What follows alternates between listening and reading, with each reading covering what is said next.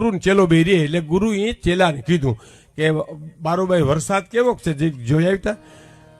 તો કે આ બારોબાર થી મીંદડી આવી ગુરુજી માથે હાથ ફેરવી રહ્યો ને ભીની છે દેશી ને કોરી છે તો નહીં હોય